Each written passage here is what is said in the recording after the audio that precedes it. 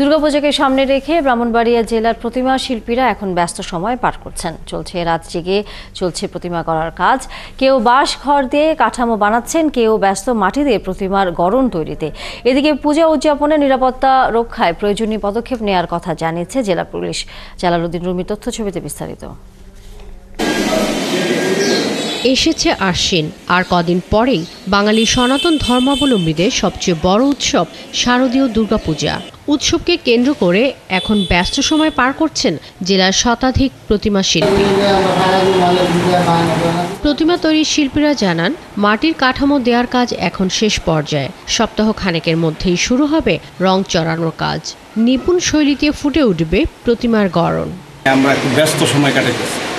এখন খেত বনের কাজ মোটামুটি শেষ। আমরা এখন মাটি ফিনিশিংয়ের কাজ করতেছি। এরপরে আপনার এটা সপ্তাহ 10 দিনের ভিতরে আমরা রঙের কাজে যাচ্ছি। তবে কারিগররা বলছেন, প্রতিমা তৈরির বিভিন্ন উপকরণ, খড়, বাঁশ সহ সবকিছুর দাম যেই হারে বেড়েছে, সেই অনুপাতে তাদের শ্রমের দাম বাড়েনি। আমরা কাজ শুরু করছি চৈত্র মাস থেকে, প্রায় মাটির কাজ শেষ পর্যায়ে, আর সপ্তাহ 2 দিন পরে আমরা রঙের কাজ শুরু করব।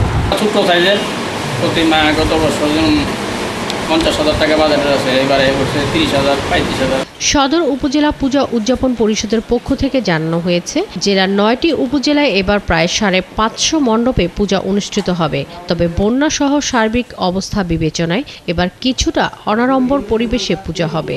যেহেতু দেশের সার্বিক অবস্থা খুব একটা ভালো নয়, আমরা সাত্ত্বিক পূজা যেটাকে বলে, মানে যেটা না করলে না হয়, মায়ের চরণে পুষ্পাঞ্জলি দেওয়া, যেটা দিতে হবে সেটা দেব। ওই আড়ম্বর করে, যেমন ডেক্স মানে সাউন্ড সিস্টেম বাজিয়ে, লাইটিং করে, গেট করে, কয়েকটা গেট করে, এরকম আমরা এবার কোনো প্রস্তুতি নিচ্ছি না।